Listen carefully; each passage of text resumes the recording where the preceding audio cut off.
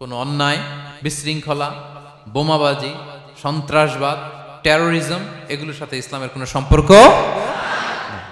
শান্তির ধর্ম। এজন্য আল্লাহ তাআলা ফাসাদ সৃষ্টিকারীদেরকে পছন্দ করেন। কোনো ধরনের বাজে কথা, মন্দ কথা, অশালীন কথা, অশ্লীল কথা আমরা মুখ দিয়ে উচ্চারণ করব। কোনো ধরনের বাজে স্ট্যাটাস, মন্দ স্ট্যাটাস, অশালীন স্ট্যাটাস আমরা ফেসবুকে দিব। আসসালামু আলাইকুম ওয়া রাহমাতুল্লাহি তাআলা ওয়া বারাকাতুহু। نحمده ونصلي على رسوله الكريم أما بعد فأعوذ بالله من الشيطان الرجيم بسم الله الرحمن الرحيم وقاتلوا في سبيل الله الذين يقاتلونكم ولا تعتدوا إن الله لا يحب المعتدين صدق الله العظيم رب اشرح لي صدري ويسر لي أمري واحلل عقدة من لساني يفقه قولي বাংলাদেশি মুসলিম কমিউনিটি মালয়েশিয়ার আয়োজনে ইউনিভার্সিটি সায়েন্স মালয়েশিয়ার এই দেওয়ান খুলিয়ার এই থিয়েটার হল রুমে আজকে পেনাং কনফারেন্স 2023 যারা আপনারা উপস্থিত হয়েছেন তাদের সবাইকে জানাচ্ছি আন্তরিক শুভেচ্ছা এবং অভিনন্দন। আহলান ওয়া সাহলান ওয়া মারহাবান বিকুম ফি হাযাল লিকা আত-তাইয়িব আল মুবারাক। শুরুতে আমরা আল্লাহ রাব্বুল ইজ্জা ওয়াল জালালের দরবারে শুকরিয়া জ্ঞাপন করছি যে আল্লাহ রাব্বুল ইজ্জা ওয়াল জালাল আমাদেরকে একটি চমৎকার জায়গায়, চমৎকার একটি পরিবেশে কিছু দিনই কথা শুনবার জন্য একত্রিত হওয়ার সুযোগ দিয়েছেন। আমরা সবাই পড়ছি কালিমাতুশ শুকুর আলহামদুলিল্লাহ। আল্লাহ রাব্বুল ইজ্জা ওয়াল জালালের দরবারে শুকরিয়া জ্ঞাপনের পাশাপাশি আমি আজকের এই প্রোগ্রামের অর্গানাইজিং কমিটি যারা আছেন তাদেরকে আমি অন্তরের অন্তঃস্থল থেকে শুকরিয়া জানাতে চাই। বিশেষ করে আজকের এই হল রুম পাইয়ে দেওয়ার ক্ষেত্রে আমাদের এখানে ডক্টর আজিম, রাইট, মাশাআল্লাহ, ডক্টর আজিম এখানে উপস্থিত আছেন। পেনাংয়ের বিভিন্ন পর্যায়ের বাংলাদেশি প্রবাসী ব্যবসায়ী ভাইরা আছেন, তারপর এখানে ভলান্টিয়ার্স ভাইরা আছেন এবং সিকিউরিটির দায়িত্বে একটা পোশাকি বাহিনী এখানে আছেন। আমি প্রত্যেককে অন্তরের অন্তঃস্থল থেকে শুকরিয়া জানাই। এবং এই যে আমরা মাগরিবের আগে বসলাম, আমরা আমাদের নিয়ত খালেস করে নিই যে এই 1 ঘন্টা আমরা আল্লাহর জন্য ব্যয় করব, কিছু শিখবার জন্য, নিজের জীবনকে পরিবর্তন করবার জন্য। তাহলেই আমাদের এত আয়োজন, এই যে সকালে আমরা ফজরের আজানের 1 ঘন্টা আগে উঠে আমরা রওনা হয়েছি, কুয়ালালামপুর থেকে এসেছি, আপনারা অনেক দূর দূরান্ত থেকে এসেছেন। আমাদের এই আশা বসা এটা কাজে লাগবে। আমরা কামনা করি আল্লাহ তাআলা আমাদের এই আশাকে, এই বসাকে, এই একত্রিত হওয়াকে, এই কোরআনের এই মিলন মেলাকে আমাদের নাজাতের ওয়াসিলা বানাক। আমরা ইউনিভার্সিটি সায়েন্স মালয়েশিয়ার এই হলরুমে যেমনি সবাই একত্রিত হয়েছি, আল্লাহ তাআলা সেই জান্নাতুল ফেরদাউসেও যেন তার মেহমান হয়ে আমরা একত্রিত হতে পারি। আল্লাহ তাআলা আমাদেরকে তৌফিক দান করুক। সম্মানিত ভাইয়েরা, আপনারা সবাই সুস্থ আছেন তো? আলহামদুলিল্লাহ। আল্লাহ তাআলা আপনাদের সবাইকে ভালো রাখুন, সুস্থ রাখুন, নিরাপদে রাখুন, তার সন্তুষ্টির পথে অবিচল রাখুন। কালামুল্লাহ মাজিদে আল্লাহ তাআলা জানিয়ে দিয়েছেন 7 শ্রেণীর ব্যক্তিকে তিনি অপছন্দ করেন। কয় শ্রেণীর? আবার বলুন, কয় শ্রেণীর? জি, 7 শ্রেণীর ব্যক্তিকে আল্লাহ তাআলা অপছন্দ করেন। তো মানে আল্লাহ তাআলা তাদেরকে ভালোবাসেন না। আমরা আজকে এই 7 শ্রেণীর ব্যক্তি কারা তাদের ব্যাপারে জানার চেষ্টা করব এবং আমরা সতর্ক হয়ে যাব যে আমরা যেন তাদের অন্তর্ভুক্ত না হই। কি বলেন? কোন 7 শ্রেণীর ব্যক্তি, কোন অভাগা, কোন কপাল পোড়া সেই 7 শ্রেণীর ব্যক্তি যাদেরকে আল্লাহ তাআলা পছন্দ করেন না, ভালোবাসেন না, এই মর্মে তিনি কালামুল্লাহ মাজিদে ঘোষণা দিয়েছেন। এবং আমরা সতর্ক হওয়ার চেষ্টা করব এই বৈশিষ্ট্য যেন কশিনকালেও কভু আমাদের মধ্যে না আসে। তাহলে কালামুল্লাহ মাজিদ আল্লাহ তাআলা যে জানিয়েছেন যে তিনি 7 শ্রেণীর ব্যক্তিকে পছন্দ করেন না, তার মধ্যে প্রথম শ্রেণী হচ্ছে সীমা লঙ্ঘনকারী। আরবিতে বলে আল মুআতাদুন। সীমা লঙ্ঘনকারী ব্যক্তিকে আল্লাহ তাআলা পছন্দ করেন না। লিমিট ক্রস করলে আল্লাহ তাআলা পছন্দ করেন না। লিমিটকে কেউ যদি ওভারস্টেপ করে, ক্রস করে, আল্লাহ তাআলা পছন্দ করেন না। সীমা লঙ্ঘনকে তিনি মোটেও পছন্দ করেন না। এবং মজার ব্যাপার হচ্ছে আল্লাহ কেউ কোনো অন্যায় করলেই সাথে সাথে পাকড়াও করেন না, কেউ ভুল করলেই আযাব দেন না, কেউ নাফরমানি করলেই আযাব পাঠান না। আল্লাহ অনেক সময় দেন, অনেক সময় দেন, শুধরে যাবার অনেক টাইম সে পায়। তারপরও যখন সে লিমিট ক্রস করে তখন আল্লাহ ধরেন। আল্লাহ সব সময় ধরে না, ধরলে ছাড়ে না, ধরে ধরে ধরে না, ধরলে আল্লাহ ছাড়ে না, আল্লাহ সবসময় ধরবে না। এবং যে সমস্ত জাতিগোষ্ঠীকে এই পৃথিবীতে আল্লাহ তাআলা আযাব দিয়ে ধ্বংস করেছেন, তাদের স্টোরি যদি আমরা খেয়াল করি, আমরা দেখব যে তাদেরকে আল্লাহ অনেক সুযোগ দিয়েছেন ভালো হওয়ার, শুধরে যাওয়ার, কিন্তু তারা আল্লাহর আদেশ অমান্য করতে করতে করতে করতে যখন লিমিট ক্রস করে ফেলছে, একটা সবকিছুর একটা লিমিট থাকে, কি বলেন? We all should know all limits. আপনাকে জানতে হবে যে আপনি কতটুকু পর্যন্ত করতে পারবেন, কতটুকু আপনার সীমানা। You should know your limit, এই লিমিটটা আপনার জানতে হবে। তারা যখন লিমিট ক্রস করেছে, আল্লাহ আযাব দিয়েছে। আপনারা সামুদ জাতির নাম শুনেছেন? তাদের কাছে আল্লাহ তাআলা একজন নবী পাঠিয়েছিলেন, নাম হচ্ছে সালেহ আলাইহিস সালাম। আল্লাহ নবী সালেহ আলাইহিস সালাম, তিনি তাদেরকে দাওয়াত দিলেন যে হে আমার জাতিগোষ্ঠীর লোকেরা, এক আল্লাহর ইবাদত করো। তারা অবাধ্য হলো। তিনি সত্যের পথে আহ্বান করলেন, তারা এই কথা শুনলো না। একটার পর একটা আল্লাহর পায়গাম আসে, তারা অবাধ্য হয়, তারা অবাধ্য হয়, তারা আল্লাহ তাআলার আদেশকে মানে না। সবশেষে সামুদ গোত্র, তারা আবার খুব শক্তিশালী ছিল। তারা পাহাড় কেটে আর্কিটেকচার করে ডিজাইন করে কিভাবে আবাসন তৈরি করতে হয় পাহাড়ি এলাকায়, মাউন্টেইন এলাকায় কিভাবে আবাসন তৈরি করতে হয়, এটার ব্যাপারে এক্সপার্ট ছিল। কিন্তু তারা সালেহ আলাইহিস সালামকে বলল, সালেহ তুমি পাগল, তুমি জাদুকর, তুমি যে আল্লাহর কথা বলছো আমরা মানবো এক শর্তে, যদি এই পাহাড়ের ভেতর থেকে 10 মাস গর্ভধারিণী একটা উট যদি বের করে আনতে পারো, এমন একটা শি ক্যামেল উট যদি বের করে আনতে পারো, যেই ওটের পেটের ভেতরে একটা বাচ্চা থাকবে এবং ওটটা পাহাড় থেকে বের হয়েই বাচ্চা ভূমিষ্ঠ করবে, এরপরে ওটের দুধ যেন আমরা খেতে পারি, তুমি যদি এটা দেখাইতে পারো তাইলে বুঝবো তুমি সত্য নবী। দোয়া করলেন, আল্লাহ আমার এই জাতি সামুদ, তারা তো চেয়েছে যে পাথর ভেতর থেকে যদি একটা উট বেরোয়, ওট যদি বাচ্চা দেয় আর দুধ দেয়, তাহলে তারা তোমাকে মেনে নেবে। আল্লাহ তুমি মেহেরবানি করে এই মিরাকেল, এই মুআজিজা তুমি তাদের দেখিয়ে দাও। আল্লাহ তাআলা দোয়া কবুল করলেন। হাজার হাজার মানুষের সামনে চাক্ষুষ দিবালোকের মুহূর্তে পাথর ভেঙে একটা উট বেরিয়ে এলো বিশাল আকৃতির, এবং 10 মাস গর্ভধারিণী উট, সাথে সাথে এই উট বেরিয়ে বাচ্চা প্রসব করল, এবং সাথে সাথে এই ওলান থেকে উটের দুধ বেরোতে লাগলো। হাজার হাজার লোক এটার ওলান থেকে দুধ নিয়ে তারা তৃপ্ত হলো। আচ্ছা, এই মুহূর্তে তাদের কি করা উচিত ছিল বলেন তো? আশহাদু আল্লাহ ইলাহা ইল্লাল্লাহ ওয়া আশহাদু আন্না মুহাম্মাদুর রাসূলুল্লাহ ওয়া আশহাদু আন্না সালিহান নাবিয়্যুল্লাহ, এটা পড়া দরকার ছিল না? দরকার ছিল। কিন্তু তারা একের পর এক গোয়ার তুমি করতে করতে করতে করতে চাক্ষুষ দিনের বেলা এত বড় একটা মুআজিজা দেখার পরেও তারা অস্বীকার করলো। সাল্লাল্লাহু আলাইহি ওয়াসাল্লাম বললেন, তোমরা তোমাদের ওয়াদা পূরণ করো। তারা বলল, তুমি বড্ড বড় জাদুকর, তুমি যেন তেন জাদুকর না, তুমি পাহাড়ের ভেতরে জাদু ঢুকাই ফেলছো। কি মনে হয় তারা লিমিট ক্রস করে ফেলছে না? এবার ক্রস করছে না? তারা সীমা লঙ্ঘন করে ফেলেছে। দে ক্রসড দেয়ার লিমিট। এবার তো আর ছাড় দেয়া যায় না, কারণ আমি আপনাদের বলেছি শুরুতে যে আল্লাহ সব সময় ধরে না, কিন্তু যখন ধরে ছাড়ে না। আযাব চলে আসলো। কি আযাব? আর্থকোয়েক, রাজফা, পুরো ভূখণ্ড কেঁপে উঠলো। কেঁপে ওঠার সাথে সাথে সব মাটিতে পড়ে গেল। 2 নাম্বার আসলো সাউন্ড ওয়েভ, শব্দ নিনাদ, প্রচন্ড শব্দ তরঙ্গ।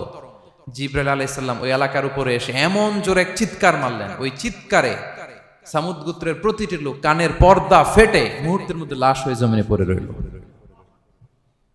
Because they cross their limit. তারা তাদের লিমিট ক্রস করেছে। আর যারা লিমিট ক্রস করে, যারা সীমা লঙ্ঘন করে, তাদেরকে আল্লাহ তাআলা পছন্দ করেন না। আপনারা লূত আলাইহিস সালামের নাম শুনেছেন? উনি আল্লাহর একজন নবী ছিলেন। ওনাকে আল্লাহ তাআলা জর্ডান, বর্তমানে যে জর্ডান দেশ আছে সেখানে পাঠিয়েছিলেন। একটা কমিউনিটি ছিল সাদুম কমিউনিটি। ওই সাদুম কমিউনিটিতে তিনি এসেছিলেন। তিনিও দাওয়াত দিলেন, ইয়া কওমি ইবুদুল্লাহ মা লাকুম মিন ইলাহিন গায়রু, হে আমার কওমের লোকেরা, আল্লাহর ইবাদত করো, আল্লাহকে মেনে নাও। ওরা অস্বীকৃতি জানালো। সত্যের পথে আহ্বান করলেন, অস্বীকৃতি জানালো। ওদের পাশ দিয়ে ক্যারাভেন যেত, কাফেলার লোকেরা ডাকাতি করত। ডাকাতির শাস্তির ব্যাপারে তিনি ভয় দেখালেন। তারা নিবৃত হলো না। এমনকি তারা সমলিঙ্গের প্রতি যৌন আকর্ষণ বোধ করতো। নাউযুবিল্লাহ।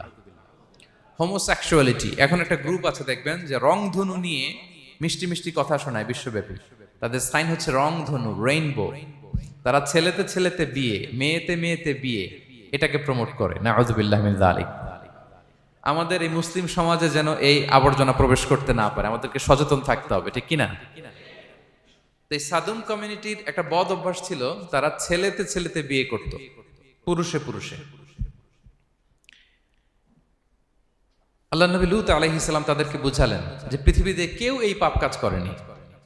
প্রাণীদের মধ্য থেকেও একটা পুরুষ প্রাণীর প্রতি আকৃষ্ট হয় না। তোমরা আশরাফুল মাখলুকাত হয়ে কিভাবে এই কাজ করো? তোমরা থামো। তিনি নানা ভাবে হৃদয় নিংড়ানো ভাষা দিয়ে দাওয়াত দিলেন, কিন্তু তারা মানল না। তারা এই পাপ কাজ করতেই লাগলো। আল্লাহ তাআলা ফেরেশতা পাঠিয়েছিলেন ওনার কাছে পুরুষের আকৃতিতে। তারা এই আল্লাহর পাঠানো ফেরেশতাদের সাথে এই অপকর্ম করার প্ল্যান করেছিল। তারা মনে করেছিল সাধারণ মানুষ, আসলে এগুলো ছিল কি? আল্লাহর ফেরেশতা। তো আল্লাহর ফেরেশতার সাথে যেহেতু এরকম পাপ কাজের চিন্তা করেছে, তার মানে দে ক্রস দেয়ার লিমিট। কি বলেন? সীমা লঙ্ঘন করে ফেলছে। আযাব, পানিশমেন্ট তাদের জন্য অবধারিত হয়েছে। আল্লাহ তাআলা শাস্তি দিলেন। কি শাস্তি দিলেন? সিম্পল। জিবরাইল আলাইহিস সালাম এসে পুরো শহরটাকে উঠাইয়া উল্টায় ফেলে দিলেন। আল জাযাউ মিন জিনসিল আমাল, যে যেরকম পাপ করে তার শাস্তি এরকম। ওরাও স্বাভাবিক মানুষের যে নেচার, এটার উল্টায় ফেলছে। কি বলেন? পুরুষ আকৃষ্ট হবে, সেক্সুয়াল অ্যাট্রাকশন ফিল করবে নারীর প্রতি, নারী পুরুষের প্রতি। এই যে নেচারকে উল্টাইছে না, আল্লাহকে তোদের শহরটারে উল্টাই দিলাম। জিবরাইল আলাইহিস সালাম এসে পুরো সাদুম শহরটাকে আকাশে উঠিয়ে একটা আছাড় মারলেন, আপসাইড ডাউন। উপরের অংশ চলে গেল নিচে, সব মাটির অতল গহ্বরে। ফাজআলনা আলিয়াহা সাফিলাহা ওয়া আমতারনা আলাইহিম মিন সিজারাতিন মিন সিজিলিম মানদুদ। আল্লাহ বললেন উপরের অংশ নিচে নিয়ে নিলাম, পুরো শহরটারে উল্টে দিলাম, আর পাথর বৃষ্টি বর্ষণ করলাম, সব শেষ। ওই জায়গাটা আজও আছে, ওইটা জর্ডান এবং ইসরায়েলের সীমান্তে। এটাকে এখন বলে মৃত সাগর, আল বাহরুল মাইয়িত আরবিতে, ইংরেজিতে বলে ডেড সি।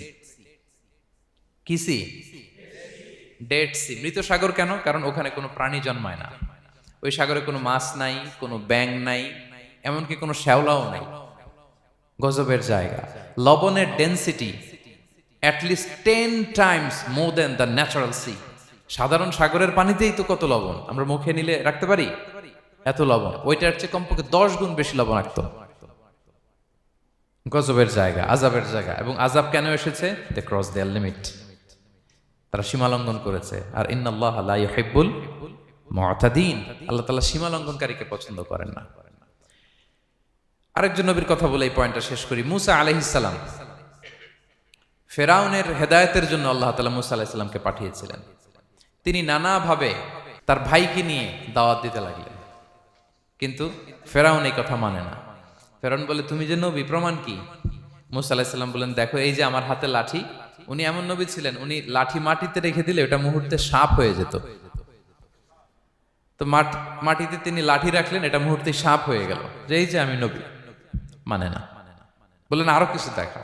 তো মূসা আলাইহিস সালাম বগলের এখান থেকে হাত উঁচু করলে নূরের ঝলকানি হাতের মধ্যে দেখা যেত। উনি নূরের ঝলকানি দেখালেন, এরপরও মানে না। এরকম একটার পর একটা আল্লাহ নবী মূসা আলাইহিস সালাম মুআজিজা দেখাতে লাগলেন, কিন্তু ফেরাউন মানে না। শুধু মানে না এতটুকুই না, সবশেষে আল্লাহ নবী মূসা আলাইহিস সালামকে অ্যাসাসিনেশন, হত্যার পরিকল্পনা করলো তারা, যে বনি ইসরাইল, মূসা এবং মূসার অনুসারী যারা আছে দুনিয়া থেকে সরাই দিতে হবে।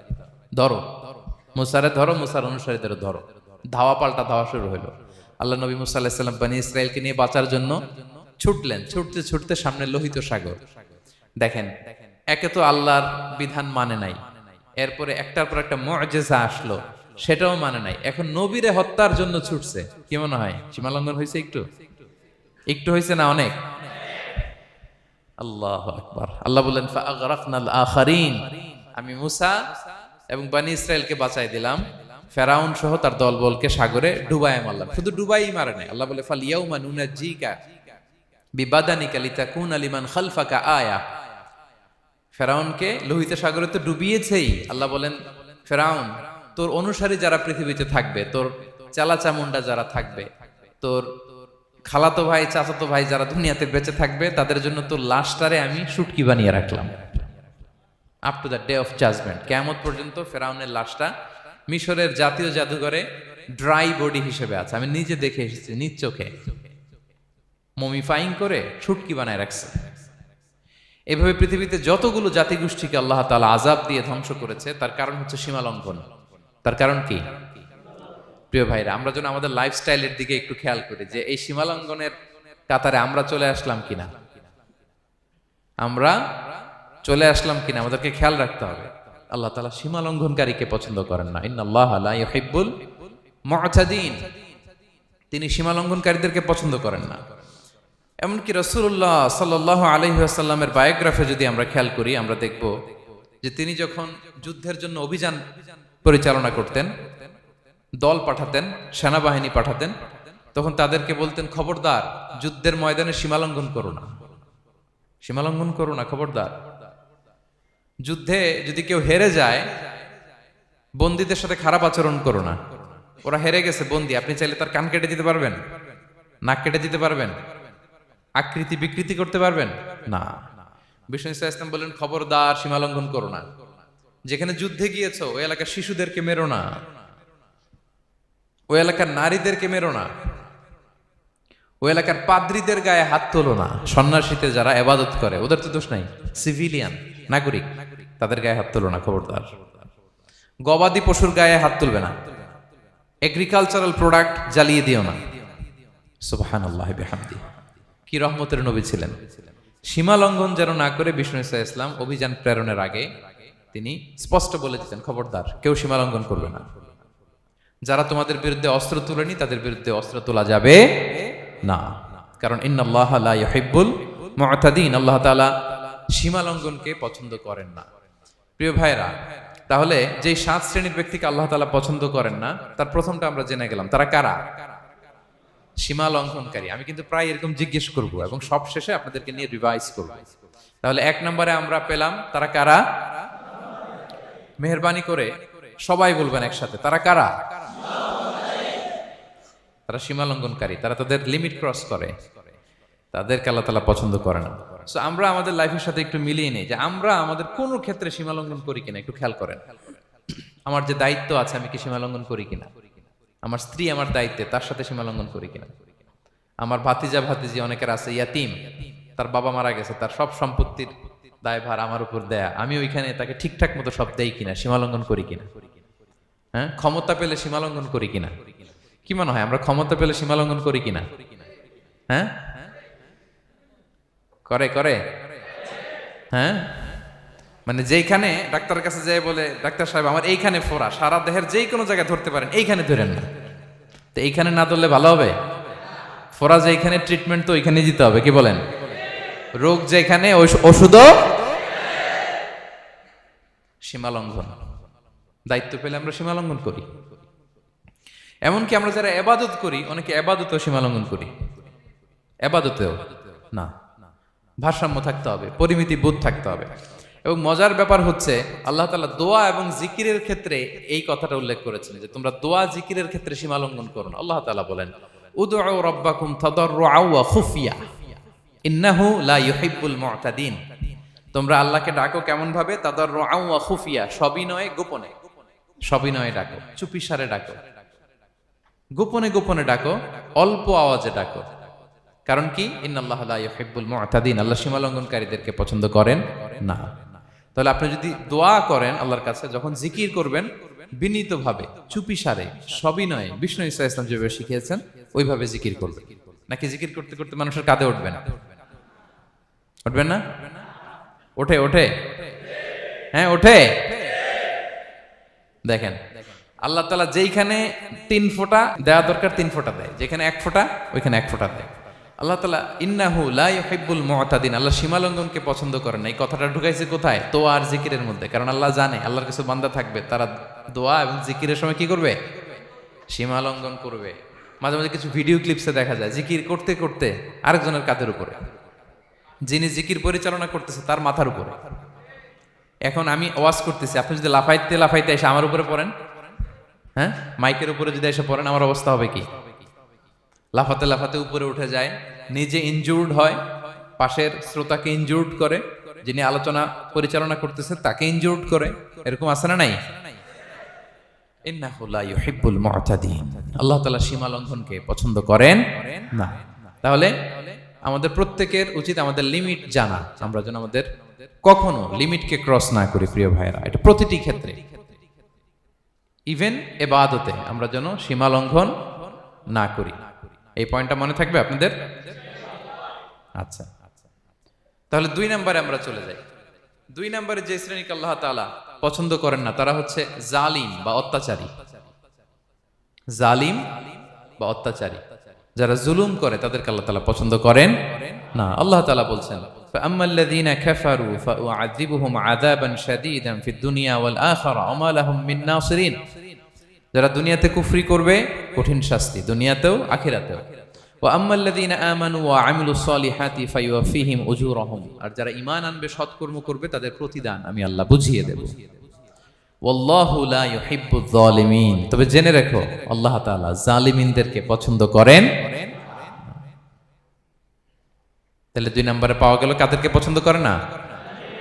আপনি যদি কারো প্রতি জুলুম করেন তাহলে আপনি জালেম, সে হচ্ছে মাজলুম। সে কি? মাজলুম। মজলুম আপনার ক্ষমা না করলে আল্লাহ তাআলা আপনার ক্ষমা করবে না। মজলুম যদি ক্ষমা না করে আল্লাহ তাআলা কঠিন কালো আপনাকে ক্ষমা করবে না।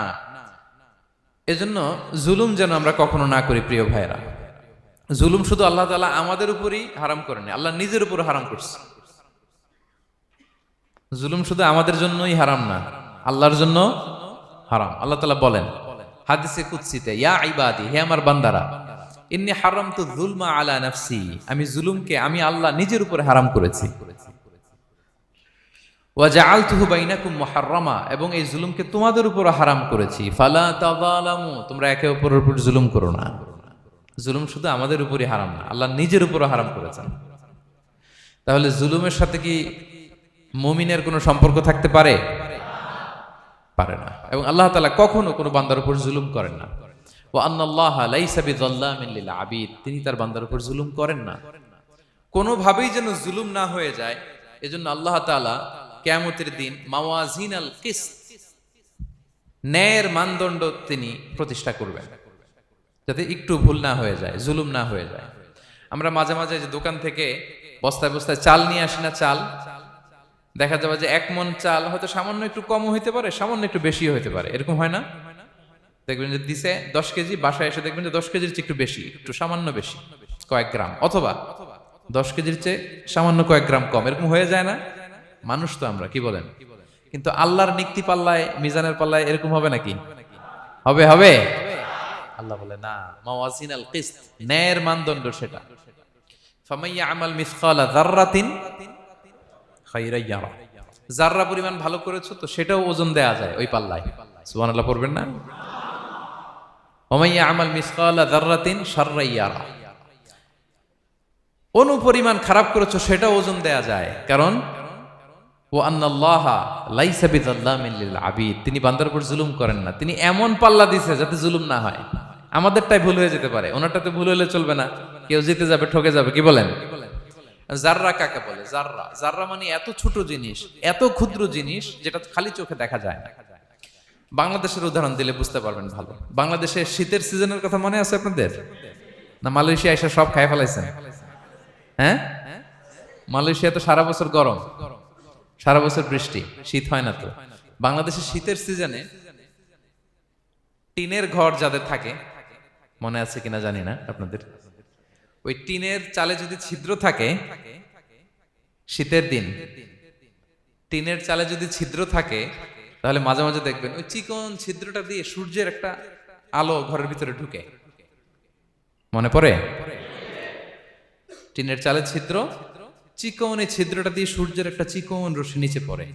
তো ওইটার কাছে গেলে দেখা যায় ওই আলোটার মধ্যে পাতলা কি কি যেন ধুলাবালি উঠতেছে। এটা আবার অন্য জায়গায় দেখা যায় না, এমনি দেখা যায় না, কিন্তু ওইটার কাছে গেলে দেখা যায় এই আলোটা যেই বরাবর আসছে, এইখানে কিছু ক্ষুদ্র ছোট ধূলিকণা, ডাস্ট ঘুরে বেড়ায়। আল্লাহ বলে এইটার নাম হচ্ছে যাররা। ফামাইয়া আমাল মিসকালা যাররাতিন খায়রান ইয়ারা, এই ডাস্ট উড়ে বেড়ানো ছোট্ট ধূলিকণা যেটা খালি চোখে দেখা যায় না, এতটুকু ভালো যদি করো সেটাও সেই মিজানের পাল্লায় ওজন দেয়া যায়। এতটুকু খারাপও যদি করো সেটাও সেই মিজানের পাল্লায় ওজন দেয়া যায়। আল্লাহু আকবার। তিনি তার বান্দার উপর জুলুম করেন না। জুলুম তিনি নিজের উপর হারাম করেছেন, আমাদের জন্য কি করেছেন? হারাম করেছেন। এবং বিষ্ণু ইসলাম আরো ভয়ঙ্কর কথা বলেছেন। তিনি বলেছেন, মান যালামা কিদা শিবরিন মিনাল আরদি তুবিকাহু মিন সাবঈ আরাদিন। কেউ যদি জুলুম করে তার ভাইয়ের 1 বিঘত পরিমাণ জমিন খায়। 1 বিঘত চিনেন তো? এই যে আমার এই আঙ্গুল থেকে এই আঙ্গুলটা, এটা টান টান করলে যতটুকু জায়গা, এটা বলে 1 বিঘত। শিবের আরবিতে বলে শিবের। হ্যাঁ, মান যালামা কিদা শিবের। বিষ্ণু বলেন এই 1 শিবের 1 বিঘত জমি যদি কেউ অন্যায়ভাবে জুলুম করে তার ভাইয়ের কাছ থেকে খায়, কিয়ামতের দিন তুবিকা আলাইহি সাবউ আরাদিন, এই 7 জমিনকে আল্লাহ তাআলা তার ঘাড়ে চাপাবে। খা এবার, খা। অন্যের জমি খাওয়ার এত শখ ছিল, এবার 7 জমিন ঘাড়ে কর। কিয়ামতের ময়দানে আপনার দেহটারে বিশাল আকৃতির করা হবে, এই 7 জমিনকে আপনার কাঁধে তুলে দেয়া হবে। এজন্য আমরা অন্যের রাইটস, অধিকার যেন নষ্ট না করি, কারো উপর যেন জুলুম না করি, কোনোভাবেই না। আমরা নানাভাবে এই জুলুমটা করি। আমরা প্রায় দাদার সম্পত্তি থেকে ফুফুদেরকে বঞ্চিত করি, বাবার সম্পদ থেকে বোনদেরকে বঞ্চিত করি। হ্যাঁ, নিজের ভাই আরেক ভাইকে, আপন ভাই ভাইকে বঞ্চিত করে, জুলুম করে। এরকম দৃশ্যপট আমাদের সমাজে আছে না নাই বলেন তো? কিয়ামতের দিন আল্লাহর সুপ্রিম কোর্টের কাঠগড়ায় হিসেব দিতে হবে। আর এই জালিমদেরকে আল্লাহ তাআলা পছন্দ করেন না। এবং সবচেয়ে ভয়ঙ্কর ব্যাপার হচ্ছে, আপনি যখন কারোর উপর জুলুম করেন, ওই মাজলুম আর আল্লাহর মাঝখানে কোনো ফারাক থাকে না। আল্লাহ ওই ফারাকের পর্দা উঠায় নাই। বিষ্ণু বলেন, ইত্তাকি দাওয়াতাল মাজলুম, তোমরা মজলুমের বদদোয়াকে ভয় করো, খবরদার। কারণ ফাইন্না লাইসা বাইনাহা ওয়া বাইনাল্লাহি হিজাব, তার আর আল্লাহর মাঝে কোনো পর্দা থাকে না। দোয়া করলেই ওটা আরশে যেয়ে কবুল হয়ে যায়। আল্লাহ তাআলার চারিপাশে অনেক পর্দা আছে।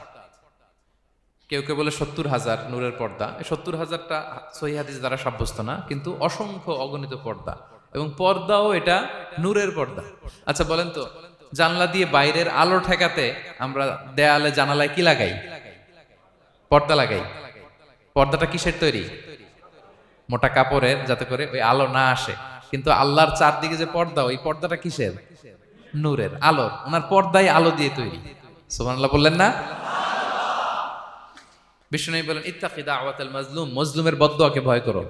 ফাইন্না লাইসা বাইনাহা ওয়া বাইনাল্লাহি হিজাব, কেউ যখন মজলুম হয়ে কেঁদে বদদোয়া করে, তার আর আল্লাহর মাঝে ওই পর্দা থাকে না। বদদোয়া করছে, ডাইরেক্ট কবুল। খবরদার আমার পেনাঙ্গের ভাইয়েরা, আমরা যেন জালিম না হই।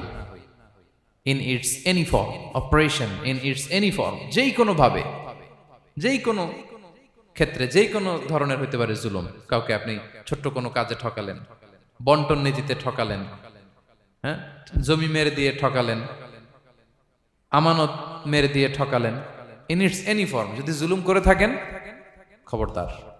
মজলুমের কান্না কখনো বৃথা যায় না। মজলুমের কান্না কখনো বৃথা যায় না। জীবনের কোনো না কোনো সময়ে এর প্রায়শ্চিত্ত আপনাকে করতে হবে। জীবনের কোনো না কোনো সময়ে এর প্রায়শ্চিত্ত করে আপনাকে মরতে হবে। তাহলে কোন বিশ্বাসী কি জালিম হতে পারে? কারণ ইন্নাল্লাহা লা ইউহিব্বুল যালিমিন, আল্লাহ তাআলা জালিমদেরকে পছন্দ করেন না। তাহলে জুলুমের সাথে আমাদের কোনো সম্পর্ক আছে? হ্যাঁ, কোনো সম্পর্ক আছে। তাহলে 2 শ্রেণীর ব্যক্তির কথা আমরা জানলাম যাদেরকে আল্লাহ পছন্দ করেন না। 1 নাম্বার, প্রথমটা কি ছিল? সীমা লঙ্ঘনকারী, লিমিট যে ক্রস করে, ইন্নাল্লাহা লা ইউহিব্বুল মুআতাদিন। 2 নম্বরে কি জানলাম? হ্যাঁ, জালিম, অত্যাচারী, অপ্রেসর। অপ্রেসরকে আল্লাহ তাআলা পছন্দ করে না। তাহলে এই 2টারে আমরা নো বলে দিলাম আজকের এই কনফারেন্স রুমে। আওয়াজ করে বলেন তো সবাই, নো। এই লিমিট ক্রস আর জুলুম, নো, চলে গেছে, খালাস। এবার 3 নম্বরে দেখি আল্লাহ কাদেরকে পছন্দ করেন না। 3 নম্বরে আল্লাহ তাআলা অহংকারী, দাম্ভিক লোককে পছন্দ করেন না। অহংকারী, আমাদের তো অহংকার নাই না? আছে? অহংকার আছে? কিসের অহংকার বলেন? টাকার, আর ক্ষমতার, আর সৌন্দর্যের, আর হ্যাঁ পাওয়ার। সোশ্যাল পাওয়ার, এই যে অহংকার, অহংকারের খাঁচা থেকে মুক্ত রাখো আমাদেরকে তুমি প্রভু হয়ে, পড়েন আমিন। এটা একটা ভয়ঙ্কর খাঁচা। আচ্ছা, অহংকার করার আমাদের আছে কি বলেন তো? কিছুই নাই। আল্লাহ বলে ওয়া খুলিকাল ইনসানু দাঈফা, তোমাদেরকে আমি দুর্বল করে তৈরি করছি। আমরা দুর্বল, শুধু দুর্বল না, দুর্বলের ঘরের দুর্বল। আমার বাপ ছিল দুর্বল, আমার দাদা ছিল দুর্বল, আমরা 14 গোষ্ঠী কি? হাল আতা আলাল ইনসানি হিনুম মিনাদ দাহরি লাম ইয়াকুন শাইআম মাযকুরা। আল্লাহ বলেন একটা সময় ছিল উল্লেখ করার মতো তোমার কিছুই ছিল না। আজকে তো এত লম্বা চড়া মানুষ, আমরা কিছুই ছিলাম না। আমার বর্তমানে বয়স চলে 36, 37। তা আজ থেকে 37 বছর আগে আমি কি ছিলাম? আমার অস্তিত্বই ছিল না, আমার কোনো নাম ছিল না, আমার কোনো গ্রাম ছিল না, আমার কোনো অ্যাড্রেস ছিল না, আমার কোনো পরিচিতি ছিল না। আজ থেকে আরো 37 বছর পরে একটু খেয়াল করেন তো, এখন তো 37, আরো 37 ধরেন বাঁচলাম। এরপরে আমি দুনিয়া, দুনিয়া থাকবে কিন্তু আমি নাই। আজকে কার জন্য আটকে আছে দুনিয়ার কাজ বলেন তো? আপনার দাদার জন্য, আপনার নানার জন্য। তো আপনাকে লাগে কেন? আপনাকে লাগে? লাগে না তো আমাকে। আমি দুনিয়া, একদিন কিছুই ছিলাম না। আল্লাহ বলেন হাল আতা আলাল ইনসানি হিনুম মিনাদ দাহরি লাম ইয়াকুন শাইআম মাযকুরা। তুমি কিছু ছিলা, একটা সময় কিছুই ছিলা না, উল্লেখ করার মতো তুমি কিছুই ছিলা না। অস্তিত্বহীনের জগৎ থেকে তোমাকে আমি অস্তিত্ব আনলাম। তোমার বাবার পৃষ্ঠদেশ থেকে তোমার মায়ের গর্ভাশয়ে আমি তোমাকে ফেললাম। সেখানে আমি আল্লাহ তোমাকে একটু একটু করে তিলে তিলে বড় করলাম। 9 মাস 10 মাস পরে মায়ের পেট থেকে দুনিয়াতে তুমি আসলে। দেখেন তো দুনিয়ায় আসার পরে আমাদের অবস্থাটা কি? কাপড় নাই, চোপড় নাই, এভাবে চলে আসছি।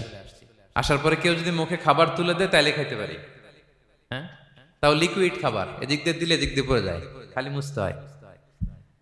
মেহমান একজন এসে আদর করে কোলে নিচে পেশাব করে দিছি ভরাইয়া, আছে না নাই?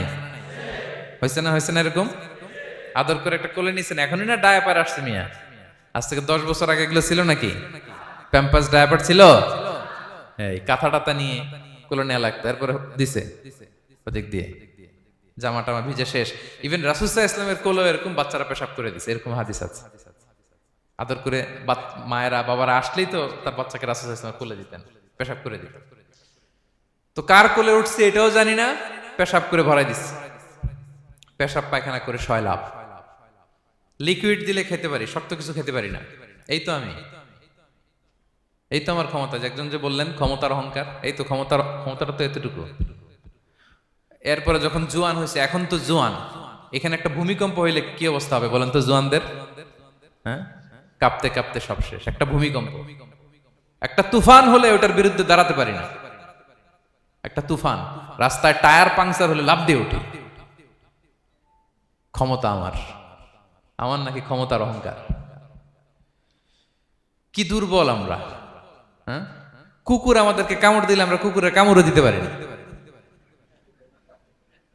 ঠিক কিনা? মশা যে কামড়া, এটা ধরতে না পারলে কিছু করতে পারি? কামড় মাইরা দিছে দৌড়। বল্লা পোকা এসে যদি কামড় দিয়ে দৌড় দিয়ে কিছু করতে পারেন? তো কিসের কিসের ক্ষমতা আপনার? এরপর আবার যদি 70-80 বছর হায়াত পাই, আবার আগের মতো যেখানে বসি ওইখানেই ডাইরেক্ট, আছে না নাই? বয়স যখন 80 হয়ে যায় আর থাকে শরীরের কন্ট্রোল, আবার যেখানে বসে ওইখানেই পেশাব পায়খানা। খাবার দিলে খাইতে পারি, পিঠটা বাঁকা হয়ে কুজু হয়ে গেছে, এর নাকি আবার অহংকার? সাজে অহংকার, সাজে অহংকার, সাজে একজনের। আওয়াজ করে বলতে হবে তিনি কে? 3 নম্বরে অহংকার, দাম্ভিককে আল্লাহ পছন্দ করেন না। প্রিয় ভাইরা, আল্লাহ বলেন কারুনের ঘটনাকে আল্লাহ এখানে এনেছেন। আল্লাহ বলেন ইন্না কারুনা কানা মিন কওমি মূসা। কারুন ছিল মুসা আলাইহিস সালামের কওমের লোক, মুসা আলাইহিস সালামের কাজিন ছিল মূলত। কারুন নামে একজন সম্পদশালী ছিল। মিশরের রাজধানী কায়রো থেকে 100 কিলো দূরে ফাইয়ুম নামে একটা জেলা আছে, ওখানে তার বাড়ি ঘর। আমি দেখে এসেছি, কয়েকবার গিয়েছে। তো ফাবাগা আলাইহিম, সে মানুষের উপর চড়াও হলো। ওয়া আতাইনাহু মিনাল কুনুজি মা ইন্না মাফাতিহাহু লাতানু বিল উসবাতি উলিল কুওয়া। আল্লাহ বলেন এই কারণকে আমি এত সম্পদ দিয়েছি, এত বেশি ছিল তার সম্পদ, সম্পদগুলো যে সে আলমারির ভিতরে রাখতো, ওই আলমারির যে চাবি হইতো, এই চাবিগুলোরে ওজন করার জন্য, কাঁধে নেওয়ার জন্য 10 জন পেশি শক্তি পুরুষ লাগতো।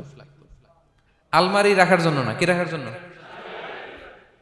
আলমারি ভর্তি যে সোনা দানা গহনা, ওইটা হচ্ছে চাবি। ওই চাবিগুলা বহন করতে একদল পেশি পুরুষ লাগতো, এত সম্পদ।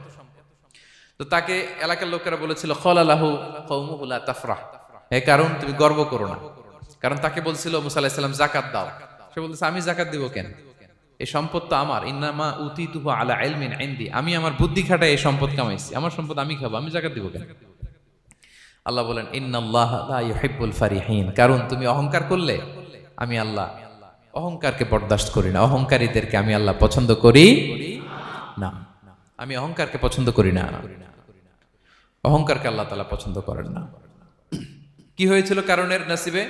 আল্লাহ বলেন ফাখাসাফনা বিহি ওয়া বিদারিহিল আরদ ফামা কানা লাহু মিন ফিআতি ইয়ানসুরুনাহু মিন দুনিল্লাহ ওয়া মা কানা মিনাল মুনতাসিরিন। আল্লাহ বলেন সে যখন অহংকার দেখালো, আমি কারুনকে আর কারুনের সব সম্পদ মাটির ভেতরে দাবিয়ে দিলাম, মুহূর্তেই দাবিয়ে দিলাম। সহিহ বুখারীতে এসেছে ইয়াতাজালজালু ফিল আরদ, প্রতিদিন এক বিঘত করে কারুন জমিনের ভিতরে যেতেই থাকবে, যেতেই থাকবে, যেতেই থাকবে কিয়ামতের আগ পর্যন্ত। আল্লাহু আকবার। কারণ অহংকার করেছিল। আল্লাহ বলে আমি অহংকারীদের পছন্দ করি না। সূরা লোকমানে আল্লাহ বললেন ওয়ালা তুসাইর খাদ্দাকা লিন্নাস, মানুষ থেকে মুখ ফিরিও না। ওয়ালা তামশি ফিল আরদা মারাহা, জমিনে অহংকার ভরে হেঁটো না। ইন্নাল্লাহা লা ইউহিব্বু কুল্লা মুখতালিন ফখুর, আল্লাহ তাআলা অহংকারীদেরকে, দাম্ভিকদেরকে পছন্দ করেন না। এই যে আমি বলছি যে 7 শ্রেণীর লোককে আল্লাহ পছন্দ করেন না, এটা আমার মন গড়া বানানো কথা। প্রতিটি কথার পেছনে কোরআনের যুক্তি আছে। কোরআনে আল্লাহ তাআলা বলছেন আল্লাহ অহংকারীদেরকে পছন্দ করেন না। ইংরেজিতে কি বলে? ইগো আছে আমাদের, হ্যাঁ ইগো, এটা ছেড়ে ফেলতে হবে, অহংকার করা যাবে না। আমার প্রিয় ভাইয়েরা একটু মনোযোগী হন, এই আয়াতের তাফসীরটা একটু সংক্ষেপে বুঝিয়ে দেই। আল্লাহ তাআলা বলছেন ইন্নাল্লাহা লা ইউহিব্বু কুল্লা মুখতালিন ফখুর, আল্লাহ কোন মুখতাল আর ফাখুরকে পছন্দ করেন না। মুখতাল আর ফাখুর মানে কি? মুখতাল মানে যে অহংকার করে মনে মনে। কিছু লোক আছে ভিতরে ভিতরে নিজের বড় মনে করে, বাইরে বলে না বা বলার সাহস পায় না, কিন্তু ভিতরে ভিতরে ভাবে আমি কোন হনুরে, কি বলে আমি কোন, আমি তো বড়, আরে আমার চেয়ে বড় বেশি জানে নাকি কেউ, আমার চেয়ে কিছু পারে নাকি, আমি তো, কিন্তু এটা মুখ দিয়ে বলে না, ভিতরে ভিতরে আছে না নাই? এদেরকে আরবিতে বলে মুখতাল। কি বলে? মুখতাল। আরেকজন ফখুর, সে শুধু ভিতরে না, এটা প্রকাশ্যে বলে বেড়ায়, এটা আরো ডেঞ্জারাস। ফখুর সে আরো খারাপ, সে প্রকাশ্যে তার অহংকার প্রদর্শন করে, বলে বেড়ায় যে আমি বড়, আমি বড়, আমি বড়। এই আমি বড় কথাটাই সবচেয়ে ভয়ঙ্কর। আমি বড় কথাটাই সবচেয়ে ভয়ঙ্কর। নিজে যাকে বড় বলে বড় সে, লোকে যাকে বড় বলে বড় সে হয়। আমার প্রিয় পেনাঙ্গের ভাইয়েরা, নিজেকে বড় মনে করা এটা শয়তানের স্বভাব। কার স্বভাব? বিনয়ী হওয়া এটা নবীদের স্বভাব। আল্লাহ তাআলা ফেরেশতাদেরকে বলেছিলেন উসজুদু লি আদম, তোমরা আদমকে সিজদা দাও। ফাসাজাদাল মালাইকা কুল্লুহুম, সবাই সিজদা দিল ইল্লা ইবলিস, কে ছাড়া? ইবলিস ছাড়া। সে নিজেকে বড় মনে করেছিল, শয়তান। কিভাবে? সে লজিক খাটাইলো আল্লাহর সাথে। সে লজিক দিয়ে আল্লাহর বলে আল্লাহ ক্বালা আনা খায়রুম মিনহু, আল্লাহ আমি কেন সিজদা দেব, আমি তো আদমের চেয়ে শ্রেষ্ঠ, আমি বড়। আল্লাহ বলতেছে তুমি বড়, কেমনে বড়? শয়তান বলে খলাকতানি মিন নার, আপনি আমারে বানাইছেন কি দিয়ে? আগুন দিয়ে। ওয়া খলাকতাহু মিন তিন, আর আদমকে বানিয়েছেন মাটি দিয়ে। কি দিয়ে? মাটি দিয়ে। আগুনের ধর্ম দাউ দাউ করে উপরের দিকে কি করে?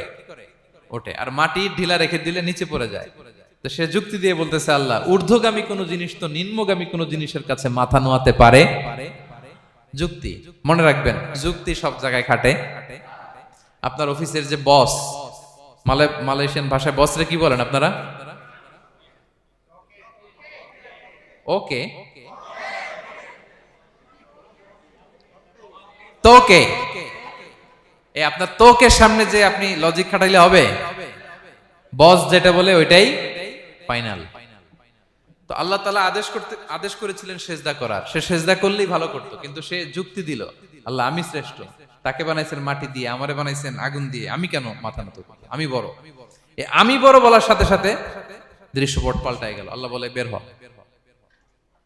ফাখরুজ, বের হ, তুমি অভিশপ্ত, তুমি লানত প্রাপ্ত, তোমার স্থান হবে জাহান্নাম। তুমি নিজেকে বড় মনে করেছো, তাইলে বড় মনে করা এটা শয়তানের স্বভাব। কার স্বভাব? তা আমরা নিজেকে বড় মনে করব কখনো? আরো জোরে বলেন, করব? বিষ্ণু ঈসা ইসলাম নিজে নিজে ছোট থাকতে চাইতেন। তিনি দোয়ায় বলতেন, আল্লাহুম্মা জাআলনি ফি আইনি সাগীরা ওয়া ফি আ'য়ুনিন নাসি কাবীরা। আল্লাহ, আমার চোখে আপনি আমারে ছোট বানান, আল্লাহ মানুষের চোখে আপনি আমারে বড় বানান। বিশ্বনবী নিজের চোখে নিজে ছোট থাকতেন, কিন্তু গোটা বিশ্বের মানুষের চোখে বড় হয়েছেন না? কত বড়? রাফা'না লাকা যিকরাক। আল্লাহ বলে, আমি যেখানে অতটুক পর্যন্ত উঠাইছি আপনারে। কোন নবীর নিচে উপরে? কথা বলেন, কোন নবীকে শেষ পর্যন্ত উঠাইছে? সুবহানাল্লাহ। নবী হে, আমি যদ্দূর আপনার উঠাইছে অদ্দূর, ওই পর্যন্ত নিয়ে গেছে সাক্ষাতের জন্য। সুবহানাল্লাহ। প্রত্যেক নামাজে বিশ্বনবীর উপর দুরূদ আছে না নাই? কিয়ামত পর্যন্ত বিশ্বনবীর প্রতি ভালোবাসা আমাদের পক্ষ থেকে আছে না নাই?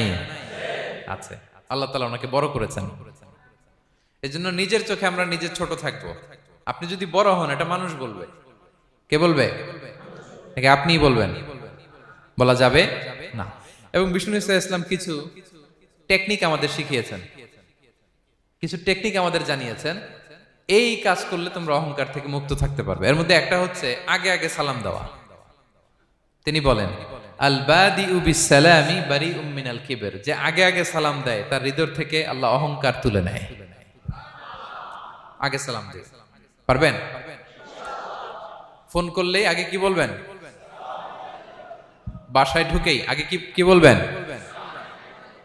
স্ত্রীকে আগে সালাম দিবেন, বন্ধুকে আগে সালাম দিবেন, বাসার কাজের লোকটাকে আগে সালাম দিবেন, আপনার ড্রাইভারকে আগে সালাম দিবেন, বাসার দারোয়ানটারে আগে সালাম দিবেন। ফকির একটা আসলে আপনি সালাম দিয়ে ফেলবেন। পারবেন? হৃদয় থেকে অহংকার ফেলে দিবে কে? আগে আগে আমরা সালাম দিব। এবং তার চেয়ে ভয়ঙ্কর কথা হচ্ছে, বিষ্ণু ইসলাম বলেন যে লা ইয়াদখুলুল জান্নাতা মান কানা ফি কলবিহি মিসকালু হাববাতি খারদাল মিন কিবর, যার হৃদয়ে সরিষার দানা পরিমাণ অহংকার থাকে, ওই ব্যক্তি কঠিন কালেও আল্লাহর জান্নাতে প্রবেশ করার সুযোগ পাবে না। কঠিন কালেও পাবে না। এর কারণ অহংকার আল্লাহর চাদর। অহংকার কার চাদর? আল কিবরিয়া রিদাই ওয়াল আযামাতু ইজারি। আল্লাহ বলে, অহংকার আমার চাদর, বড়ত্ব আমার লুঙ্গি। যে এগুলো ধরে টান দেয় তারে আমি জাহান্নামে নিক্ষেপ করব। ফালা উবালি, ফালা উবালি, আই ডোন্ট কেয়ার, আমি ওদিকে কেয়ার করি না, আমি তারে জাহান্নামে ফেলবো। সো অহংকার আমাদের সাজে না। আমি শুরুতেই তো বললাম, আমাদের লাইফ সার্কেলটা একটু দেখাইলাম না যে ছিলাম কই? অস্তিত্বহীন থেকে দয়া করে মায়া করে তিনি আমাকে অস্তিত্বে এনেছেন। কত ছোট্ট, কত ক্ষুদ্র, কত নগণ্য, কত দুর্বল ছিলাম আমরা।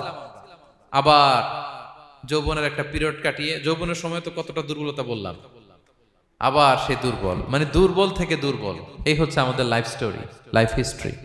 তাহলে অহংকার আমাদের সাজে। অহংকার তার সাজে যার কোনো ক্ষয় নাই, যার কোনো লয় নাই, যার কোনো অভাব নাই। হ্যাঁ, গোটা বিশ্ব তার মুখাপেক্ষী, তিনি কারো মুখাপেক্ষী না, ঠিক কিনা? গোটা বিশ্ব তার কাছে ঠেকা, তিনি কারো কাছে ঠেকা না, ঠিক কিনা? গোটা বিশ্ব তাদের সার্ভাইভালের জন্য তার প্রতি মুখ থুবড়ে পড়ে থাকে, তিনি কারোর জন্য বসে থাকা লাগে। অহংকার সাজে তার। আর এই আল্লাহর অহংকারের চাদর ধরে যে টান দেয়, আল্লাহ বলে, ওরা আমি জাহান্নামে ফেলবো, আর তাদেরকে আমি পছন্দ করি না। আল্লাহ তাআলা অহংকারীদেরকে পছন্দ করেন না। তাহলে অহংকারকেও আমরা না বলে দিব, নো বলবো, নো। আওয়াজ করে বলেন নো। শুধু মুখে মুখে নো নাকি অন্তর থেকে? এই তো আজকের দিওয়ান কুলিয়ার বাইরে ফেলে দিছি আমরা অহংকার। কি বলেন পেনাঙ্গের ভাইরা? আর অহংকার করব? আপনি বিনয়ী হন। মান তাওয়াদা তারাফা। বিষ্ণুই বলেন, যে নিচু হয় আল্লাহ ওরে টাইনা উঁচু করে। আপনি বিনয়ী হবেন, আল্লাহ আপনার উঁচু করবে। আর আপনি উঠতে চাবেন, এক থাপ্পড় মেরে জমিনে আল্লাহ মিশাই দিবে। এজন্য বড়ত্ব, দাম্ভিকতা এটা আল্লাহর পোশাক। আমরা যেন তার পোশাক ধরে টান না দেই। এই পয়েন্টটা কি সবার কাছে ক্লিয়ার? আচ্ছা, কয়টা গেল? এক নম্বরে কি ছিল? হ্যাঁ, সীমা লঙ্ঘনকারীকে আল্লাহ তাআলা পছন্দ করেন না। দুই নাম্বার, এই তো মনে রাখছেন, মাশাআল্লাহ, অনেক এনার্জেটিক অডিয়েন্স, খেয়াল রাখছে। আর শুরুতে বলছিলাম তো, মনে রেখে দিছে এজন্য, যে ধরবে তো মাঝখানে। আচ্ছা, জালিমকে আল্লাহ পছন্দ করেন না। এইমাত্র যেটা বললাম, 3 নাম্বার, অহংকারী ব্যক্তিকে আল্লাহ পছন্দ করেন না। 4 নাম্বার হচ্ছে অপচয়কারী বা অপব্যয়কারী। অপচয়কারী বা অপব্যয়কারী, এই শ্রেণীর ব্যক্তিকে আল্লাহ তাআলা পছন্দ করেন। আল্লাহ বলেন, কুলু ওয়াশরাবু ওয়ালা তুসরিফু, তোমরা খাও পান করো, কিন্তু ওয়ালা তুসরিফু, তোমরা অপব্যয় করো না। ইন্নাহু লা ইউহিব্বুল মুসরিফিন, আল্লাহ তাআলা অপব্যয়কারীকে পছন্দ করেন না। অপচয়, প্রয়োজন নাই তারপরেও খরচ, অপ্রয়োজনীয় খরচ, এটা আল্লাহ পছন্দ করেন না। ইভেন কি দানের ক্ষেত্রেও, আপনি যে দান করবেন, এখানেও ভারসাম্যপূর্ণ দানের কথা বলা হয়েছে। আল্লাহ বলছেন, ওয়াল্লাযীনা ইযা আনফাকু লাম ইউসরিফু ওয়া লাম ইয়াকতুরু ওয়া কানা বাইনা যালিকা কাওয়ামা, যারা দান করে, দানের ক্ষেত্রে কৃপণতাও করে না, আবার সব দিয়ে দেন।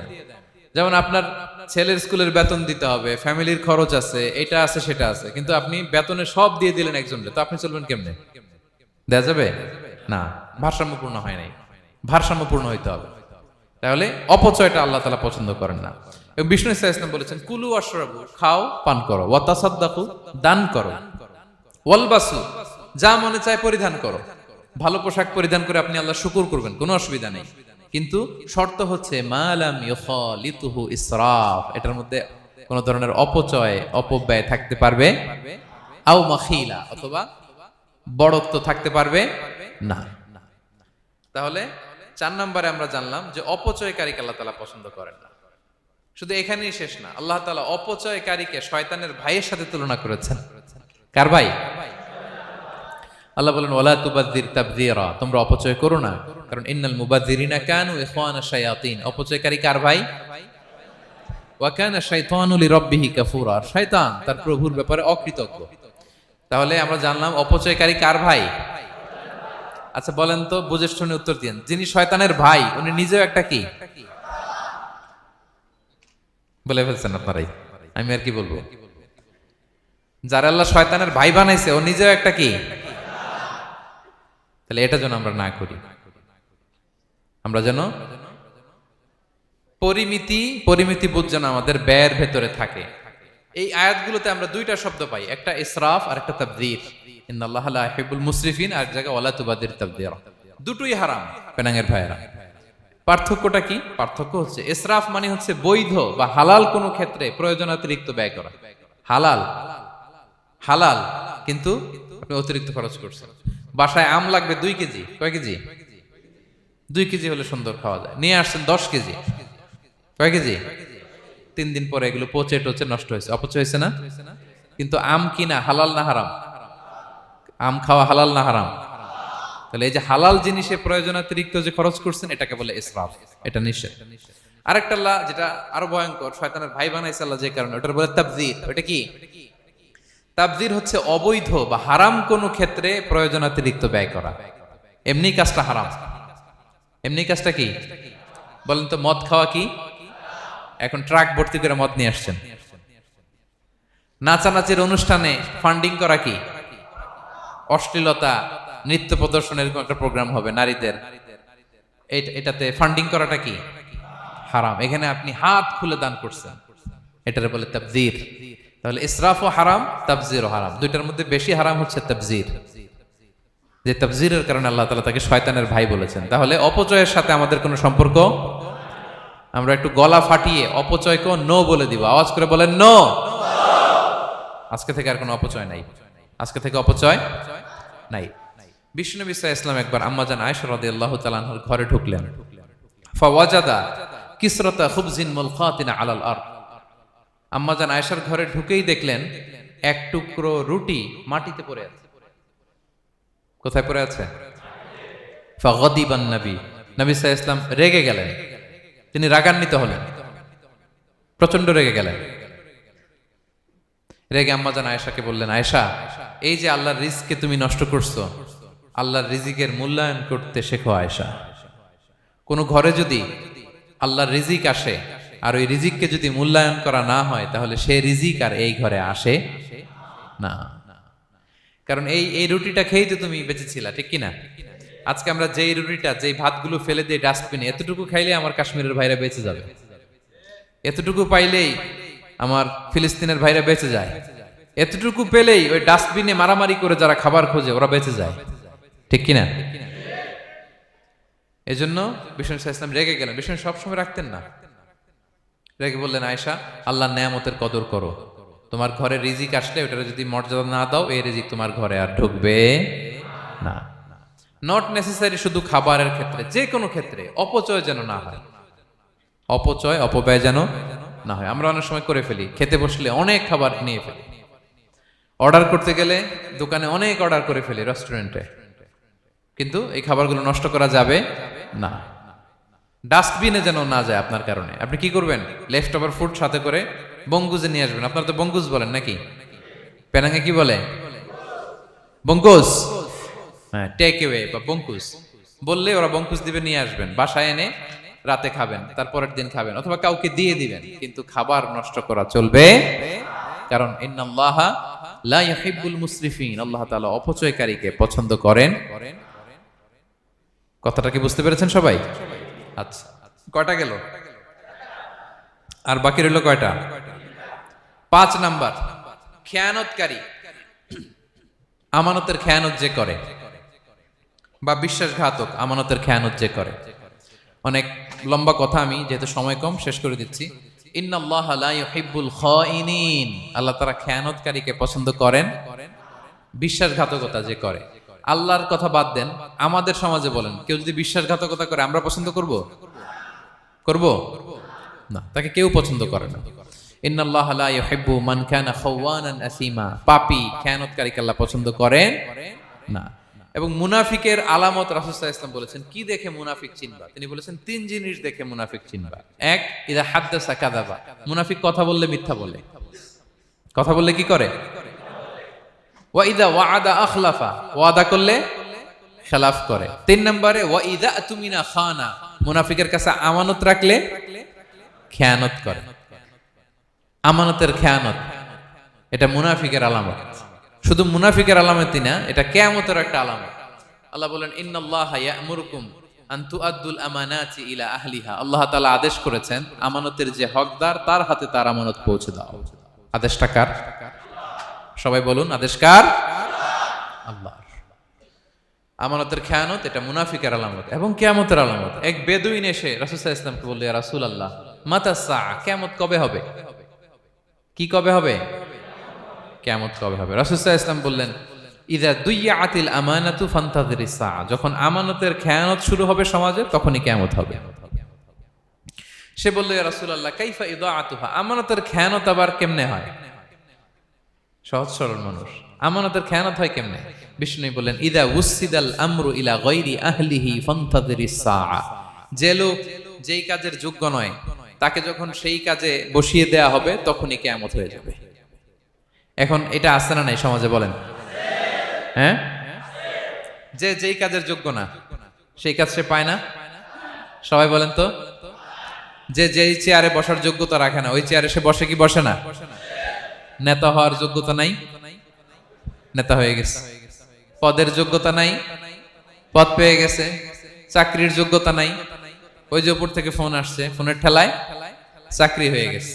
দেশেরও 12টা বেজে গেছে। এইভাবেই আমানতের খেয়ানত হয়। প্রিয় ভাইরা, আমানত ব্যাপারটা অনেক বড়। অনেকে মনে করে, আপনারা কি বোরিং হয়ে যাচ্ছেন? আর অল্প, আর ম্যাক্সিমাম 10 মিনিট। প্রিয় ভাইরা, আমানত এই ব্যাপারটা অনেক বড়।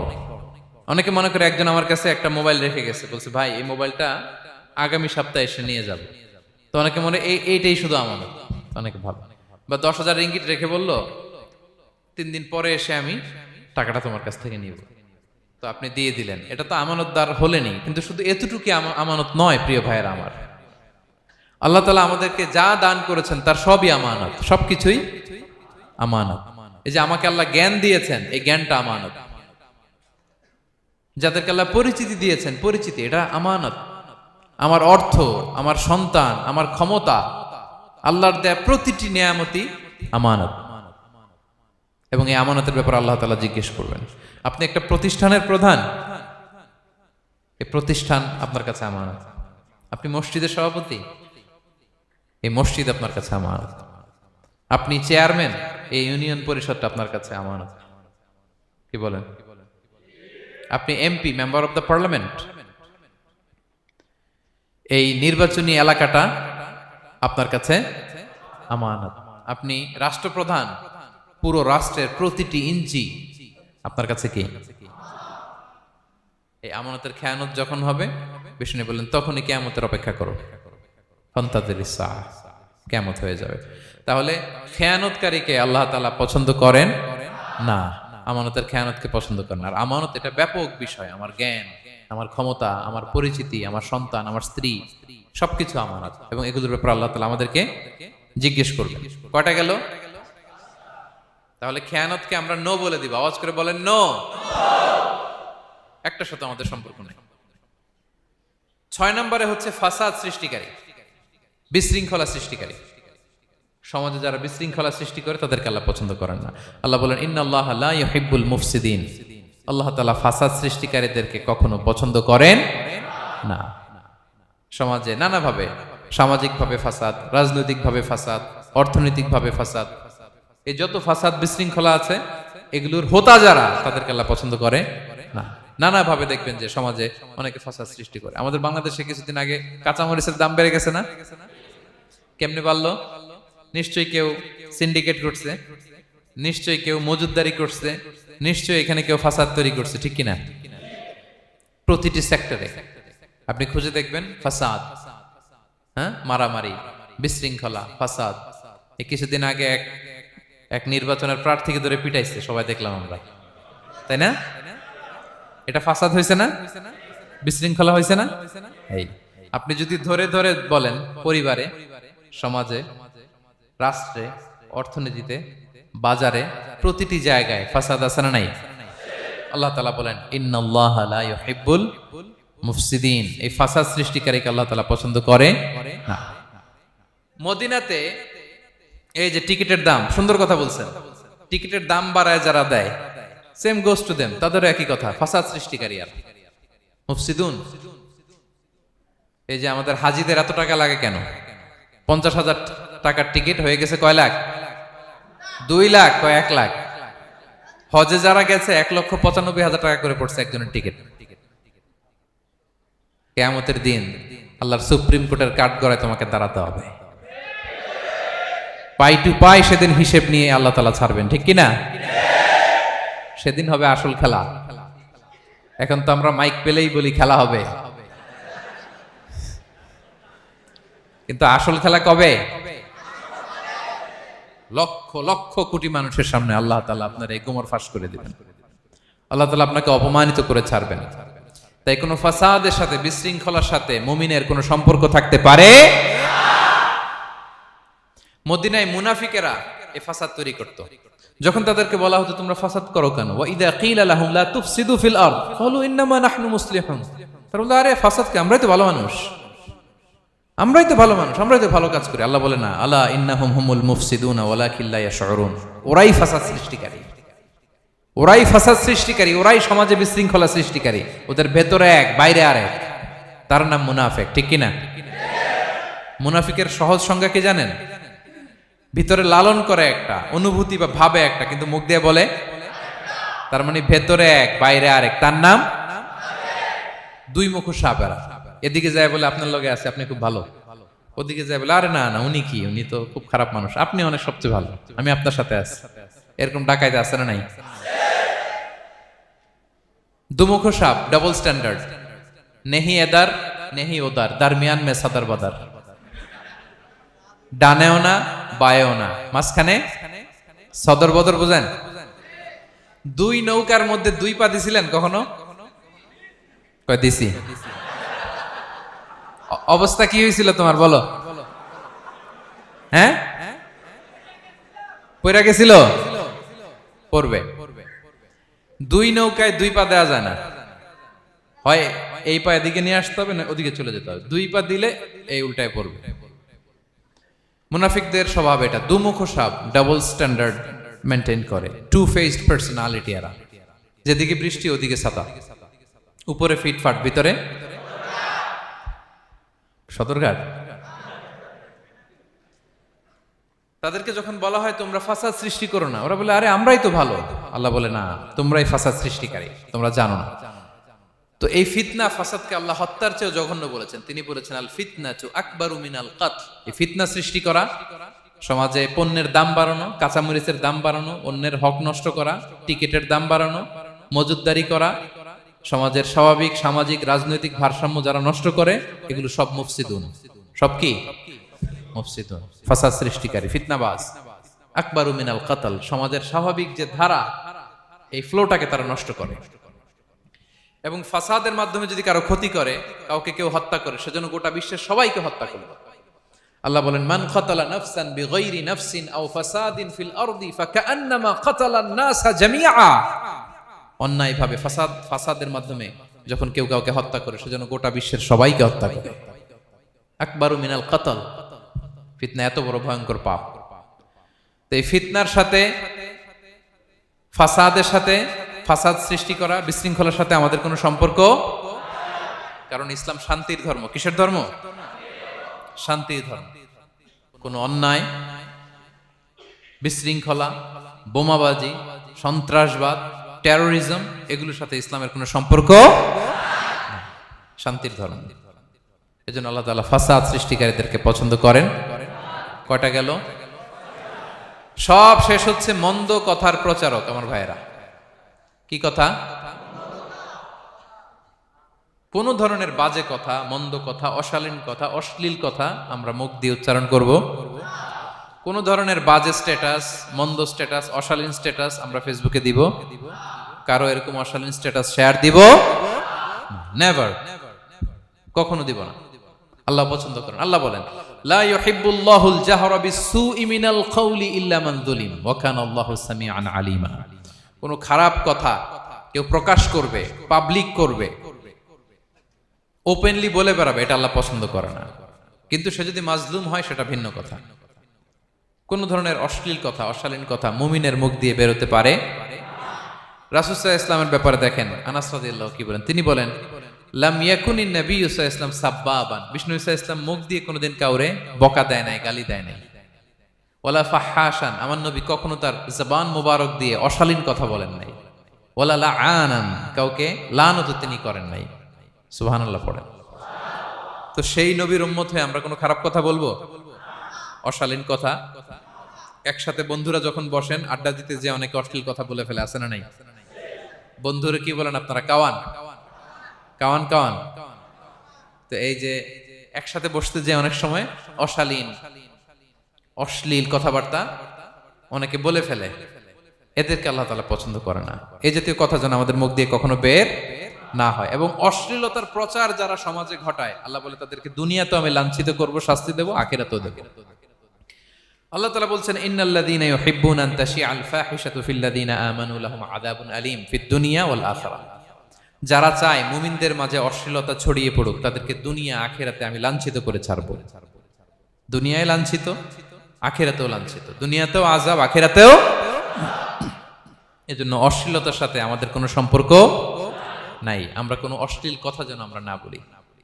এখন অশ্লীলতার সয়লাভ, নাটকের নামে, সিনেমার নামে, বিনোদনের নামে, আছে না নাই? এই যে ডিভাইস, হ্যাঁ, সয়লাভ, আপনি ঢুকবেন আর বেরোতে পারবেন না, এমন ভাবে আপনাকে এঙ্গেজ করে রাখবে। এগুলোর সাথে মুমিনের কোনো সম্পর্ক আছে না। মুমিন যেটাই করবে ওটা হালাল পন্থায় করবে, ঠিক কিনা? তাই কোনো অশ্লীলতাকে আমরা শেয়ার দিব না। সোশ্যাল মিডিয়ায় কোনো অশ্লীল ভিডিও দেখবো না, শেয়ারও দিব না। কোনো অশ্লীল নাটক, সিনেমা এগুলো আমরা দেখবো না। দিনকে দিন এটা এমন ভাবে গ্রাস করতেছে, আমাদের সমাজটাকে শেষ করে ফেলতেছে এক এক নামে। পত্রপত্রিকা আমরা দেখি এখন নতুন কি আসছে, ওটিটি প্ল্যাটফর্ম। এরপরে কি আসছে, ওয়েব সিরিজ, আছে না নাই? গত কিছুদিন আগে আমি সোশ্যাল মিডিয়া দেখলাম বিভিন্ন জনে স্ট্যাটাস দিচ্ছে তৈ তৈ তৈ তৈ তৈ, বয়াম পাখি কই। তো আমি ভাবছি হয়তো কোনো বিখ্যাত কবির কবিতা শেয়ার দিচ্ছে। আমি পরে সার্চ দিয়ে দেখি সর্বনাশ, একটা ইন্টারভিউ দেখলাম একজন, এটা নাকি কোন একটা ওয়েব সিরিজ বা মুভি এই জাতীয় কিছু একটা। তো দেখেন, কবিতার নামে, গানের নামে, সাহিত্যের নামে, সংস্কৃতির নামে, এন্টারটেইনমেন্টের নামে, বিনোদনের নামে এই অশ্লীলতার সয়লাভ, ঠিক কিনা? এই অশ্লীলতার সাথে আমাদের কোনো সম্পর্ক আছে? আমরা যেন মুখ দিয়ে উচ্চারণ না করি এগুলো, ঠিক কিনা? বিষ্ণু বলেন, ইন্নাল আবদা লা ইয়াতাকাল্লামু বিল কালিমাতি মা ইয়াতাবায়ানু ফিহা ইয়াজিল্লু বিহা ইলান নার আবআদা মিম্মা বাইনাল মাশরিক ওয়াল মাগরিব। বান্দা অনেক সময় মুখ দিয়ে এমন কথা মুখ ফসকে বলে ফেলে, এটা যে কত ভয়ঙ্কর, এটা যে তারা জাহান্নামে নিক্ষেপ করবে সে কল্পনাও করতে পারে না।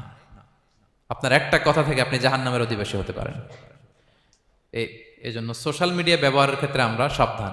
যে কোনো ধরনের গুজব, মিথ্যা কথা, হক্স নিউজ, অশ্লীলতা, স্ক্যান্ডাল, এগুলোর সাথে আমাদের কোনো সম্পর্ক নাই। আমরা সব সময় যেন শালীনতার মধ্যে থাকি, সত্যের পক্ষে থাকি। কথা বুঝতে পেরেছেন? তাহলে কয় শ্রেণীর ব্যক্তিকে আল্লাহ পছন্দ করেন না?